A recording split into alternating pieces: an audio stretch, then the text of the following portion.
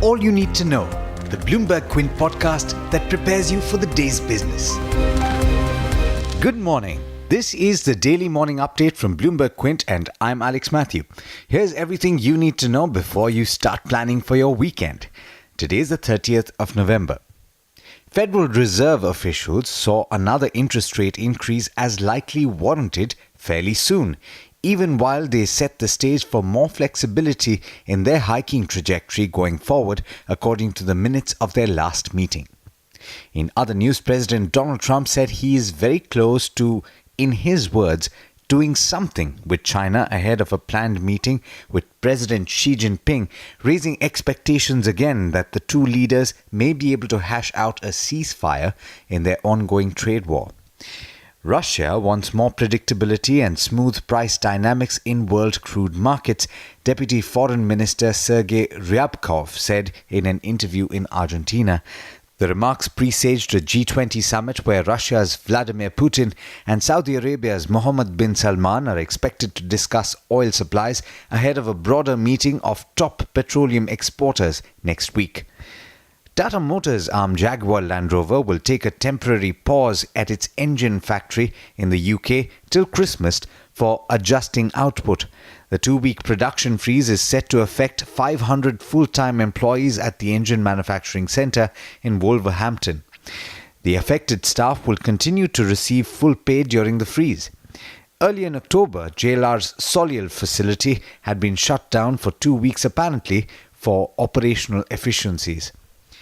It turns out that banks may not only ask customers with minimum balance accounts to pay up for free services like checkbooks and ATM cards received in the last 5 years, but also increase charges across the board to pay a retrospective tax. That's because the Prime Minister's office refused to intervene after the Indian Banks Association sought help against the demand to pay goods and services tax on such services.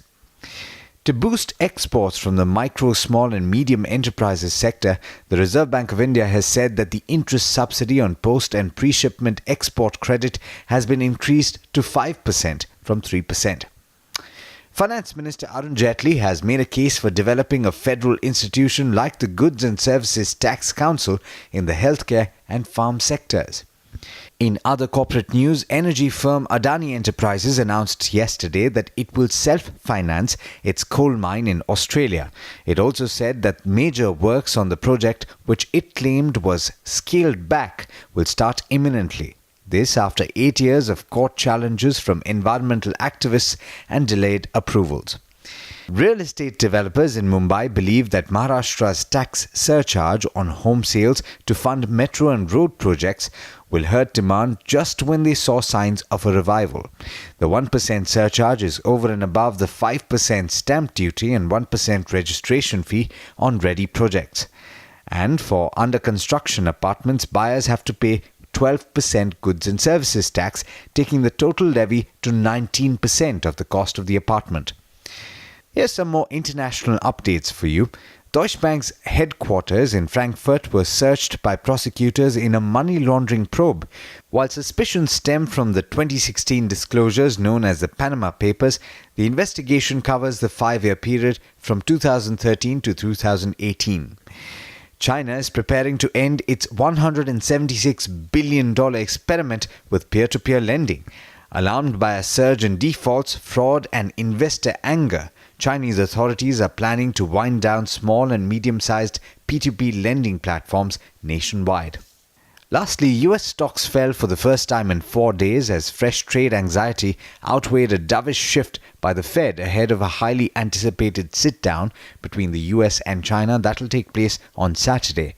Treasuries rose while the dollar dropped.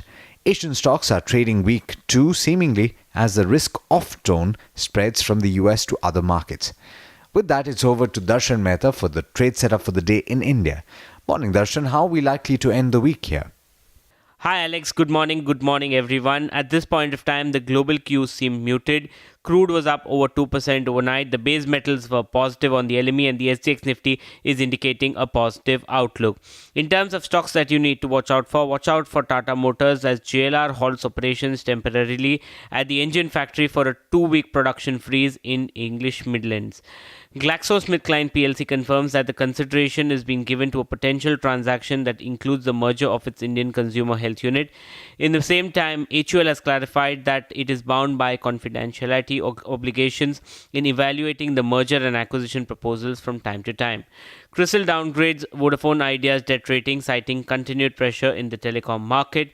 Asian Oilfield Services receives contracts worth 28 crores from ONGC. Inox Leisure Board approves issue of 64 lakh equity shares at 250, aggregating to 160 crores to promoters Gujarat Fluorochem. The important analyst meet today is Shankara Building that will come in at 3 o'clock today. So that is a stock that you need to watch out for. Lots of bulk deals. Eastbridge Capital buys in 0.8% stake in MCX. Kotak Mahindra Mutual Fund sold in 0.7% stake in Equitas. Pabra Investment sold in 1.5% stake in Repco Home. The promoters of Mahindra Logistics sold in 2.28% stake in the company. Reliance Mutual Fund was the acquirer of 1.4% in this one. Alchem Labs, the promoter, sold in 1% stake in the company. In terms of brokerages, CLSA is bullish on Maruti with a target price of 9,200. They say the cost of vehicle ownership is starting to ease with fuel prices coming off. HSBC has cut the target price on Sun TV to 703, and they say that the biggest worry is the constant declining viewership share. UBS has maintained a neutral and cut the target price on IRB Infra to 167. They are saying the weak road awards ongoing is a challenge, and the NHAI award activity is weakening. And UBS has cut the target price of Tata Motors to 200, and they say that the recent sharp deterioration in China volumes has further clouded the outlook for JLR. But there's much more you need to know before trade actually starts. For that, log on to our website bloombergquint.com and click on the All You Need to Know tab, and you'll be prepared for morning trade. Thanks, Darshan. But that's all we have for you in this podcast, but there's a lot more, like Darshan says, on the website. Do check it out. That's bloombergquint.com. This is Alex Matthews signing off. Have a lovely day and an even better weekend ahead. I hope you enjoyed listening to All You Need to Know. Did you know that you can listen to the show on the IVM Podcast app? On the IVM Podcast app, along with this, we have a number of other shows which you think you'll enjoy. Listen to Cyrus Says with Cyrus Brocha as the host. Listen to Paisa Vaisa with Anupam Gupta. The Scene and the Unseen with Amit Verma. Or Shunya One hosted by Shiladitya Mukhopadhyay and myself. Check out the IVM Podcast app to get more talk content that you will enjoy.